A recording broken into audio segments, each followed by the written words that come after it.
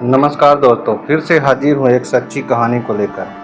दोस्तों, आज जो सच्ची घटना मैं आपको सुनाने जा रहा हूँ वो सुनकर आपके रोंगटे खड़े हो जाएंगे और शायद आप भी सोच में पड़ जाएंगे कि इंसान अपनी हवस और लालच में पड़कर किस हद तक गिर सकता है। तो दोस्तों, वीडियो को अंत तक जरूर देखिएगा क्योंकि इस घटना से आपको एक बहुत बड़ी सीख मिलने वाली है।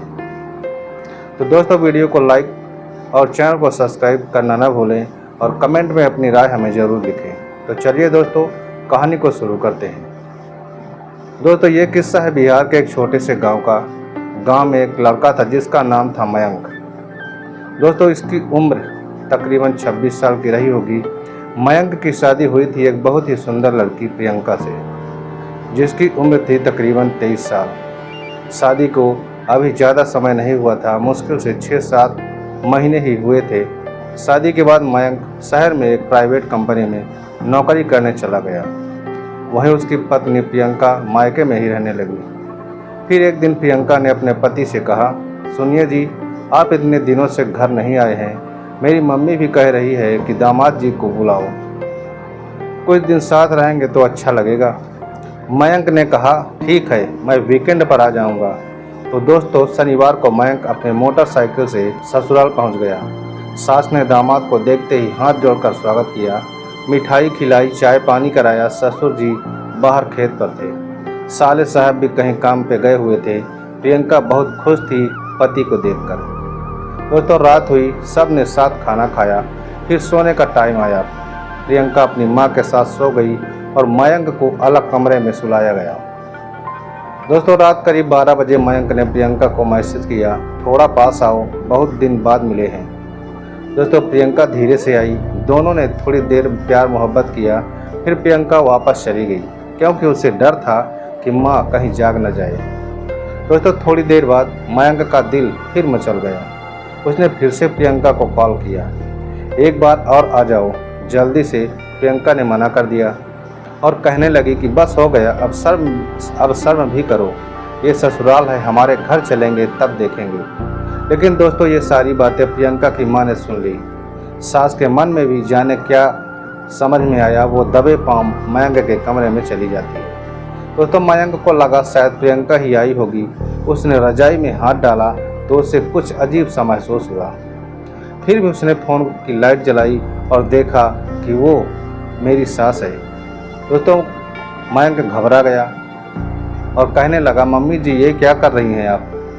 तो सास बोलती है, जो हो गया सो हो गया बेटा, अब तो कर ही लो। मयंक भी अपनी हवस में पड़ गया और दोनों के बीच संबंध बन गए। सास का भी दिल भर गया। सुबह हुई जैसे कुछ हुआ ही न हो। लेकिन अब सास की हवस बढ़ने लगी।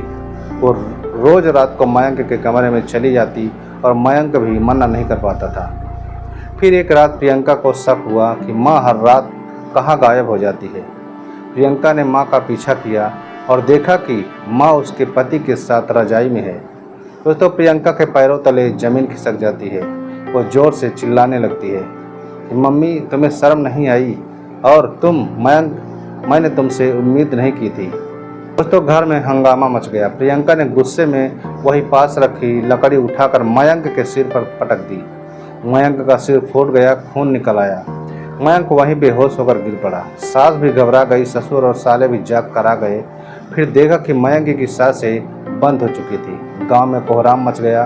पुलिस आई, मामला बढ़ा, पोस्टमार्टम हुआ, प्रियंका को गिरफ्तार कर लिया गया। अब कोर्ट में केस चल रहा है कि जेल में बंद प्रियंका के मन में रोज एक ही सवाल चलता रहा कि आखिर मेरी माँ ने ऐसा क्यों किया? क्या सिर्फ हवस की वजह से या इसके पीछे कुछ और भी राज छुपे हैं? दोस्तों, इधर पुलिस भी चुपचाप नहीं बैठी थी। जब पुलिस ने प्रियंका की मां यानी रमा देवी से पूछताछ की तो रमा देवी बार बार बात बदलने लगती। पुलिस को शक हुआ। पुलिस ने धीरे धीरे रमा देवी से सख्ती से पूछना शुरू कर दिया। एक दिन रमा देवी अचानक रोने लगती है और पुलिस के सामने सभी राज परत दर परत खोल देती है। दोस्तों, रमा देवी ने कहा, साहब, मैंने ये सब पहली बार नहीं किया। गांव में मेरी कई औरतों से भी दुश्मनी थी और मैंने पहले भी कुछ ऐसा किया है, लेकिन मयंक का मामला अलग था। मयंक से मैं सिर्फ संबंध बनाना चाहती थी, बल्कि कुछ और भी चाहती थी। पुलिस ने पूछा, क्या चाहती थी बताओ? तो रमा देवी ने बोली कि मयंक के पास गांव की एक ज़मीन के कागजात थे जो उसने प्रियंका के नाम कराए थे।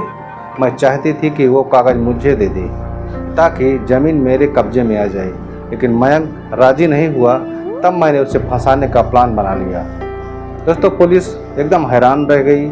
ये सिर्फ हवस नहीं, लालच भी था। इधर जेल में प्रियंका को अपने वकील से पता चला कि पुलिस को उसकी मां पर भी शक है। प्रियंका का दिल टूटा।